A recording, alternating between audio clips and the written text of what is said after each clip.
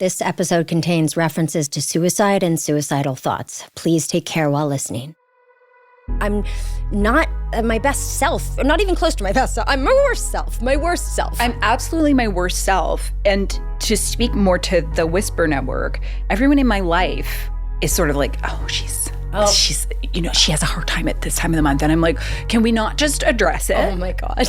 I should be more open about it. My loved one should be able to say it without being like, ooh, this is taboo. It's like, it's not taboo. I'm mentally ill.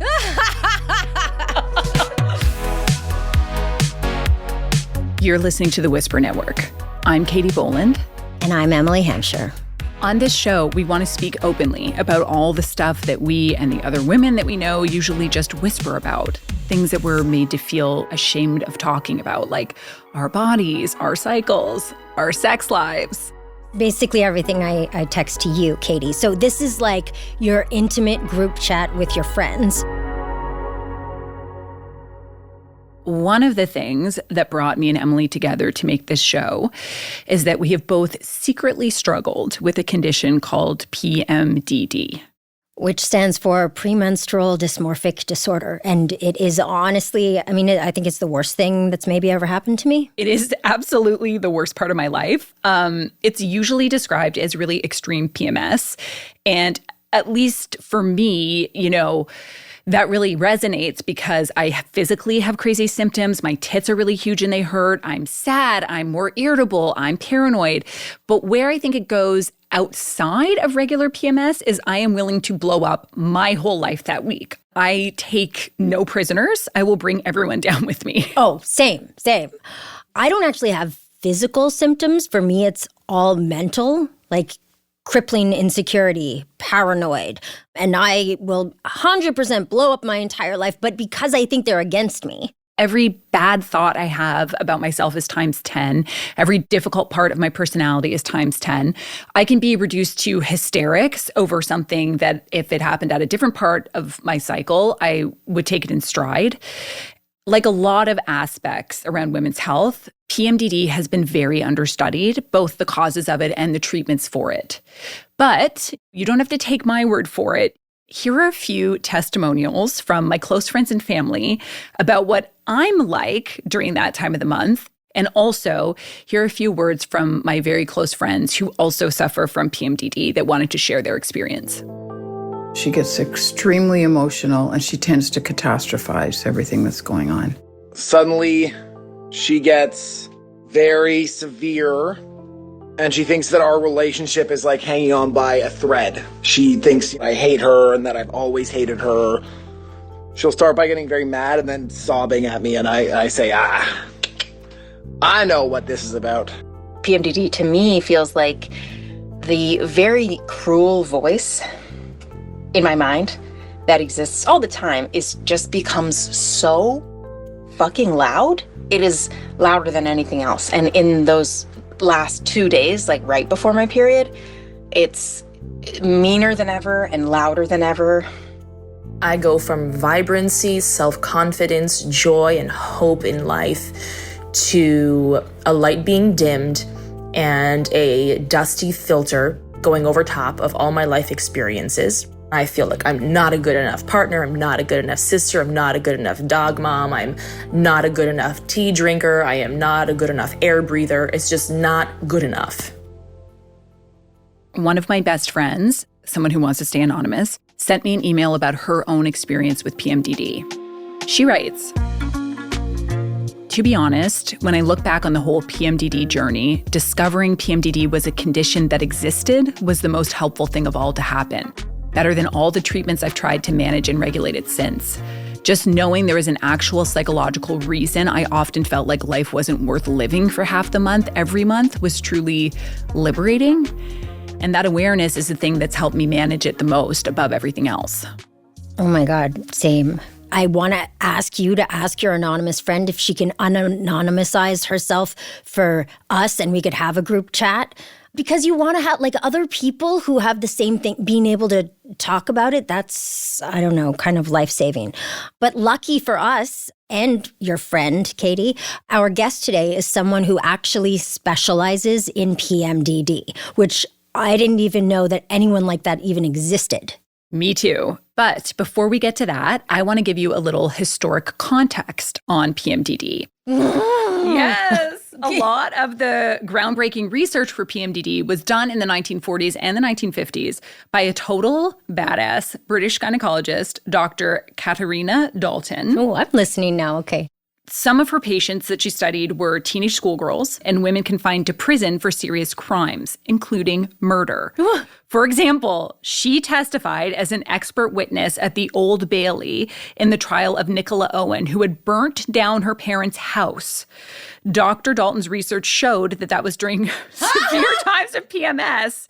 Also, she learned that academic performances dipped and women were more likely to abuse their children and to commit crimes when PMSing. Wait, I'm still on burning down the house because I feel like that makes so much sense. Absolutely, it does. Like, if I burn down a house, that's going to be my defense. It's the only time I would do it. Wait, did the woman get off? Yes. Dr. Dalton is largely credited with developing the use of menstrual charts for the diagnosis of the disorder and argued that the timing of PMS in women was associated with higher rates of suicide, alcohol abuse, and violent crime. You know what I wonder, though? Because I feel like this gives women a bad name. I wonder if, is it just that guys get angry all the time and we repress it, and this time of the month, we have no control over repressing it, so we burn down fucking houses. Well, I can speak to myself, particularly when I was still drinking. I drank way more during PMDD because I had all of these feelings that normally I could keep a lid on that I just couldn't. And I was like, I need something.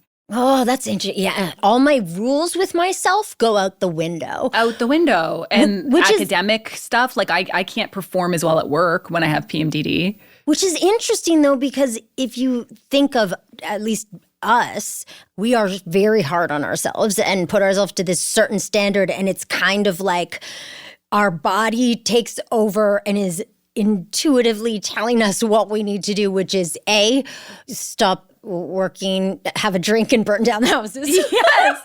Yes. I want to get to our guest because I want to, if I'm ever on a murder trial, I want her to be my witness. Not my witness, my expert. My expert witness person. Okay, let's get to our guest.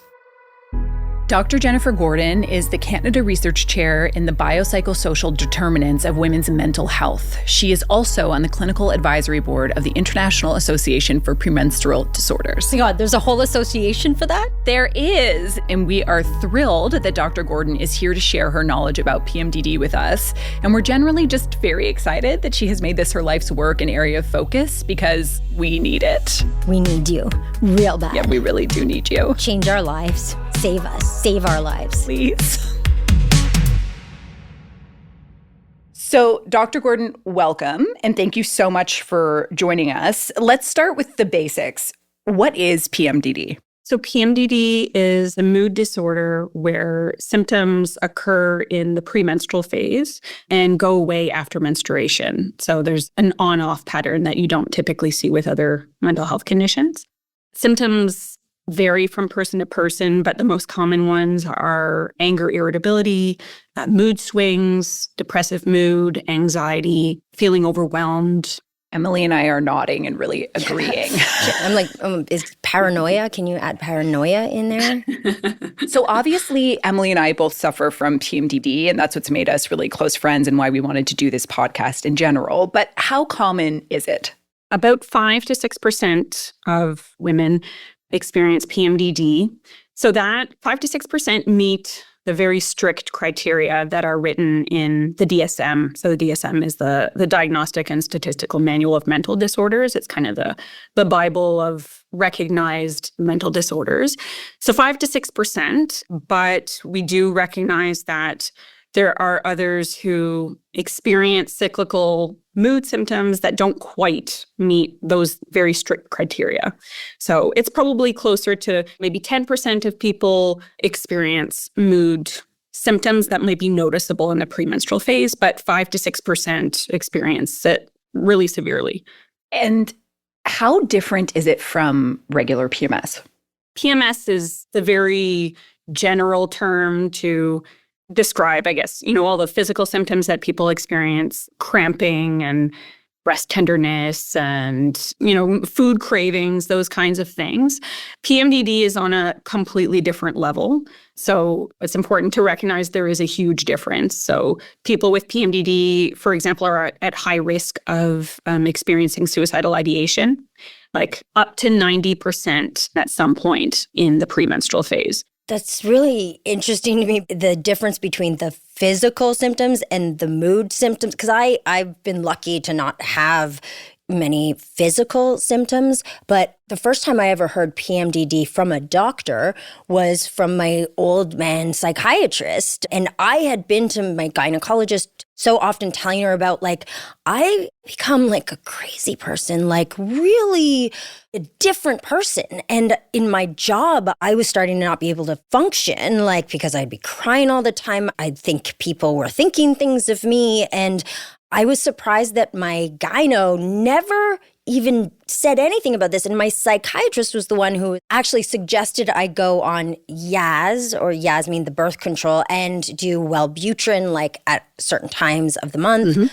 But it kind of frustrates me that it's a mental disorder, yet it comes from hormones. So why can't there be a pill to take this away? Mm-hmm. Yeah, there's a big frustration in the community that there aren't more treatment options. The two first-line treatments are the two that you just described, so serotonergic antidepressants and oral contraceptives that contain a particular progestin called drospirenone, so like Yaz. So those are kind of the two that we've got, and they are effective in a lot of people, but many others find that it's not enough. Yeah, the Yaz made a huge difference for me, but it definitely wasn't enough until I tried this trick that Katie told me that it was shockingly helpful. So how Emily and I came up with the idea for this podcast was, as I said, we both have pretty vicious PMDD. Mm-hmm. And I felt there was no resources available because I am on an SSRI and I don't do well on birth control. Mm-hmm. And every doctor or psychologist I spoke to was like, those are your only options. So I took to Reddit, which is, I know, not a trusted medical guide in society. But a lot of women on the PMDD subreddit said they take Allegra for their most intense PMDD 10 days. Mm-hmm. And I tried it and it worked. Same. Yeah, it worked for Emily too. Now we're wondering, is there any studying between hormones and histamines that would make this make sense? Or is this a placebo? What options do we have to treat this other than just frontline? Right. So there are no randomized controlled trials, testing Allegra versus placebo. So we don't know for sure. In looking into it, it is plausible that an antihistamine would interact with. So the GABAergic system is known to be involved in PMDD. What's that? Sorry. So GABA is a neurotransmitter in your brain. Oh, okay. So there are these GABA receptors in your brain, and people with PMDD, their GABA receptors respond differently to progesterone, basically. So GABA is involved. So it is conceivable that antihistamines interact with the GABA system. Maybe it's worth applying for a grant and testing it out in a randomized trial, I have to be honest. I mean, sometimes you do kind of get important insights from patients. It's things that researchers don't necessarily think of, but people mention I'm noticing this or that or these particular symptoms, and it can sort of give a clue in terms of what we should be researching next. I mean, I can say 100% that when that first month I was like, oh my God, I felt sad for the me of years that ruined relationships, that just was so not confident in myself, because my symptoms also had this thing where I couldn't remember things or words, and I would stutter and I couldn't make eye contact. And that's my entire job. So that Allegra allowed me to do that in a way that was shocking, but nothing has completely eradicated it. I still have about 2 to 3 days where I'm crying for, I can see in retrospect that I'm crying because it's PMDD, but in the moment, I think things are really upsetting. This is the Whisper Network. We'll be right back.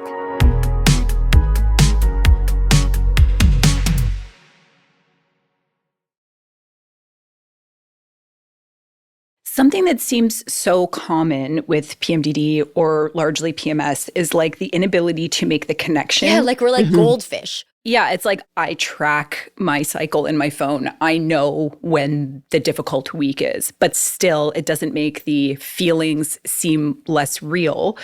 And I feel so many women that suffer from this just feel completely at a loss. And I was curious from a doctor's perspective, why do you think PMDD is so understudied and underfunded? I think part of the issue is it doesn't belong to one particular discipline necessarily. So you see an OBGYN and they're like, oh, this has nothing to do with me. I don't know. Go see your psychiatrist. And I mean, the psychiatrist is most likely to know. I would say if it belongs anywhere, it's kind of under psychiatry. Wow. That's really interesting because I fascinating. was shocked that my psychiatrist, again, an old man, knew about this. But now this, makes sense. To categorize it too as a mood disorder has been so helpful for me because I always thought of it as physical. My PMDD has a lot of bad physical symptoms, but mood disorders run in my family too. So I wonder if that made me more susceptible. And even researching how different treatments for mood disorders like cognitive behavioral therapy and dialectical behavioral therapy might help with PMDD too. So how do they work? Yeah, so there is research already showing that CBT is very effective for PMDD, with the caveat that the studies that have been done haven't been the best quality. So there is more research needed. But of the ones that have been done, they do find that it helps. DBT has not been tested for PMDD yet. It's a treatment that has been shown to be very effective in decreasing suicidality in people who experience chronic suicidality. So it's very helpful in helping people cope with very, very intense negative emotions. Yeah. And I think just hearing from practitioners, many practitioners are using it, even though we don't have the research to back it up, but it just makes sense.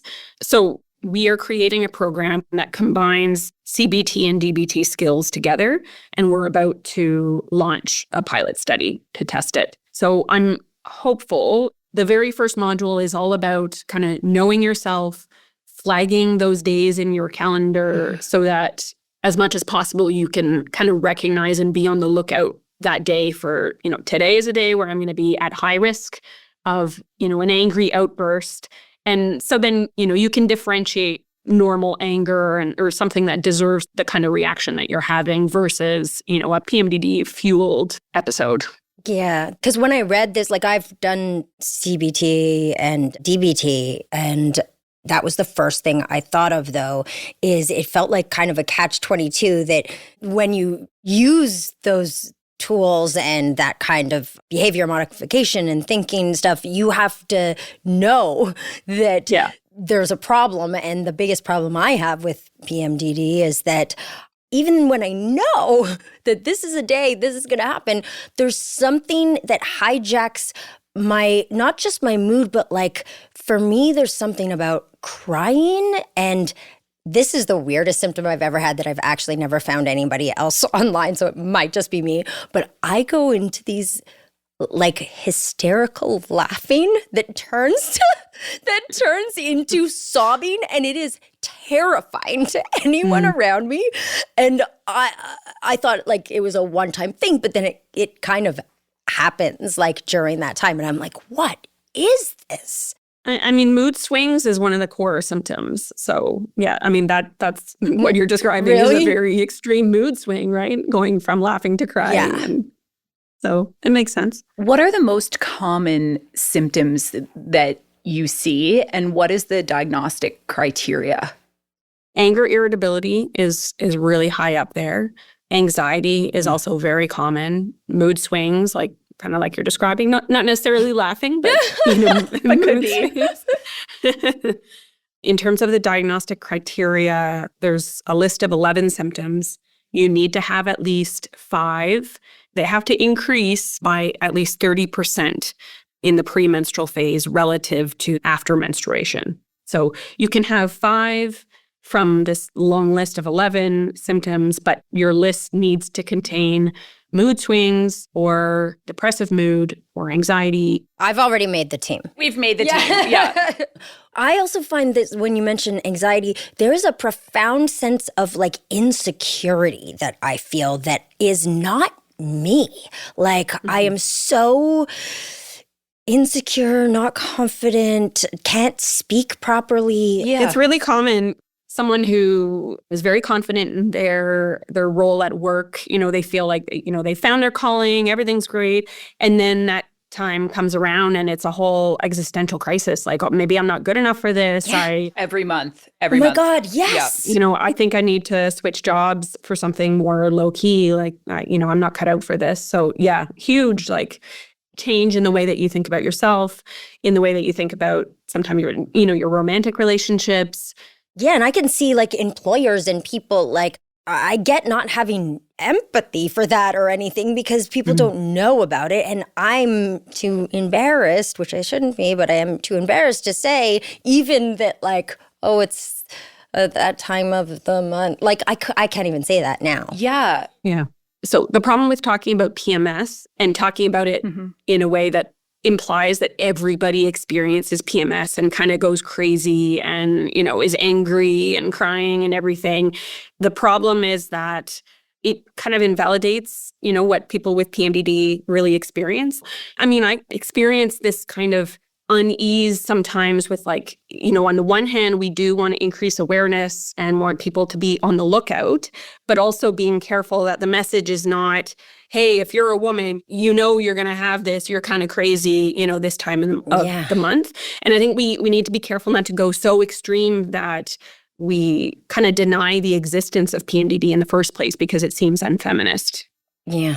Yes. And so what drew you to this work? Why is this your life's work? I'm hoping you say you had PMDD I don't. and it's cured. No. That's my dream right now. Probably doesn't. Okay. I don't have PMDD. No. I have always been very passionate about women's health generally. The last 3-4 years, I've been getting more and more involved with IAPMD. First, I was a board member. And I mean, I'm a clinical psychologist, so it's a condition that I'm very passionate about, finding better treatments for and so on. But working so closely with people who suffer from PMDD, I just have all the more kind of empathy and respect for them because it really is so difficult to deal with. So it's just such a shame that there isn't more research being done on this. There isn't more focus on developing new treatments so that people can have more relief and increasing like awareness. Yeah, I didn't even know there was an international association for premenstrual disorders. Like that in itself is surprising in a good way, so that there's at least something. Mm-hmm. Yeah, I'm wondering, do you feel like you're making progress? Is this getting better for women? Like, do you feel hope for the future? I do feel hope. I would say that there have been some breakthroughs in the last 10 years or so. It hasn't translated to treatments. What are they? The breakthroughs? Yeah, what are the breakthroughs? So there has been more research recently looking at premenstrual exacerbation of other mental disorders. So premenstrual exacerbation of depression, for example. And now we're starting to think of PMDD and premenstrual exacerbation of depression and other conditions sort of as being part of the same family. And so rather than thinking, oh, PMDD is a completely separate thing compared to premenstrual exacerbation of depression, we're starting to think that, no, maybe they're not. Maybe they're actually, each person can be sensitive to different portions of the menstrual cycle. I think that gets us closer to finding individualized treatments. Sort of, we know you as a person are sensitive to the rise in progesterone specifically, or you as a person, you're sensitive to the drop in estrogen closer to menstruation. That's going to inform treatment down the line, is the idea. That's really interesting, though, that it's an increase in what you already have. Like, because both Katie and I, even when I was told to add Wellbutrin, it ended up being too much because I already was on antidepressants and stuff. I got like serotonin syndrome from doing too much. But that makes so much sense that you're predisposed to having this if you already have other mental health issues. We don't really know how SSRIs work for PMDD. Scary. That scares me. Yeah. I think figuring out the answer will help us to develop better treatments for PMDD. So when you give SSRIs to someone with depression, it typically takes about 6 weeks for them to show any benefit. Whereas with PMDD, the benefit happens very quickly, right? And that's why some people will take it with the onset of symptoms rather than taking it continuously. So it's very strange that it takes such a long time to work for depression, but then acts very quickly for PMDD. And it's assumed that it's because it's acting through different mechanisms. But we don't actually know what those mechanisms are for PMDD. So how does it feel as a doctor? Like, that's the frontline treatment. Mm-hmm. How does it feel that you have to say on this podcast, like, we actually don't know why? Do you feel disheartened? It just feels like, why don't we know why it works so much faster for people with PMDD? I mean, there's not one simple solution, but it is a problem that there are so few people researching this. Like, the breakthroughs that I'm talking about are coming out of less than a handful of labs. It's a few people who are very focused on this problem who are improving things, but we need more people researching this. How do we do that? Well, I guess it might help to increase awareness in programs where people are starting to think about grad school or also medical school. I think if we start teaching medical students about this, maybe they'll, be more interested in studying this later on. That's a good idea. So we need more funding. We need more researchers studying this, lots of different things. Can I ask one, and I know we have to wrap it up, but can I ask one? It's going to sound like a stupid question. It's coming from, obviously, my medical degree on Google. But when you say things like, this happens, some people are sensitive to the drop in progesterone for that week. Why can't you just give somebody progesterone to even that out, and then you don't have the drop? Right.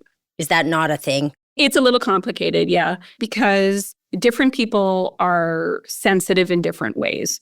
So different progestins are going to have different effects on people. So some people are very sensitive to progestins. Some people don't do well on Yaz, even though, it's essentially hormone replacement therapy, right? It's a combination of an estrogen and a progestin. So some people don't react well to that synthetic progestin.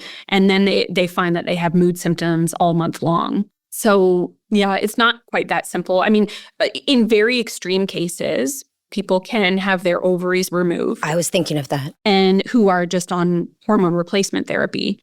Before the Allegra, I did think, I'm like, I just want to get a hysterectomy.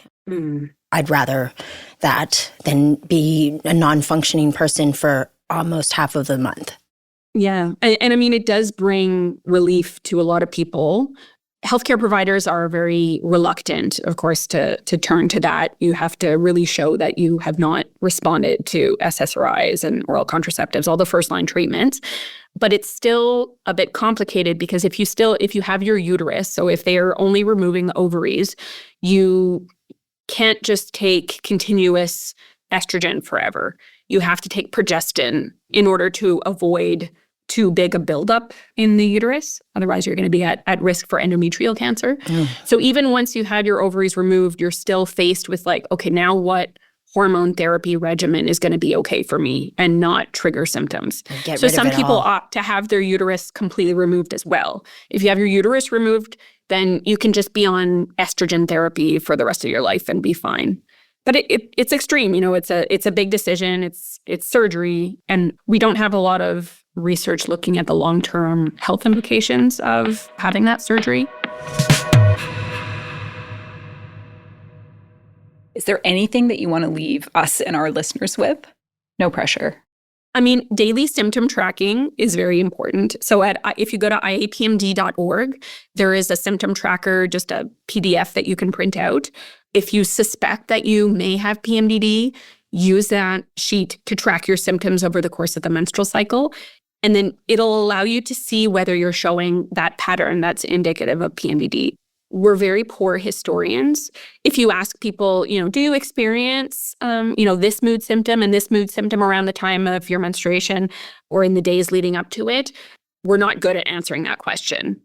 So if you suspect that you have it, do that tracking to see And then take that sheet, if you see that pattern, take it to your family doctor, and then you have the evidence there, and they can make a decision about your treatment. That's a great, because Katie, when you said, do you have anything to leave us? I was like, oh, that's a lot of pressure but you actually left us with something really great. Something incredible. So thank you so much. Thank you. Good. What a pleasure. And thank you for the work that you're doing in the world. Yeah, thank you so much. Thanks for inviting me. This is the Whisper Network. We'll be right back.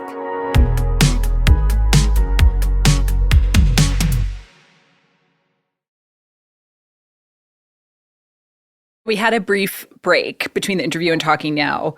And Emily and I were talking about, like, is there any correspondence between girls who are really well behaved and PMDD? Because anecdotally in my life, I do see that. And we were just talking about how, yes, it's a highly emotional reaction and could be categorized often as an overreaction when we get angry with people in our life. Does PMDD or PMS in general take the lid off our good behavior? Like, does it just make, I don't know. Yeah. Like, I do think there's a correlation there. I really do. And I love that you brought that up, because I've thought that recently, because we've been thinking about this so much, that there is a truth teller thing or an intuition that is actually, when I look in retrospect, I'm like, well, I think I'm being crazy because I suspect somebody is cheating on me and all these things, and I'm being nuts, but it ends up being true. Yes, and I have that example where, like, I definitely would try to blow up relationships once a month that I was in, but I wanted out of all of those relationships, and I have left them. So a part of me was like, why? I should have just gone with that. Yeah. We're so trained to be embarrassed of everything that happens with the female body.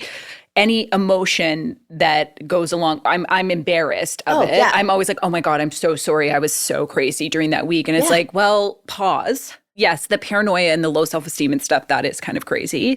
But is there some truth in the very vivid feelings? Yeah.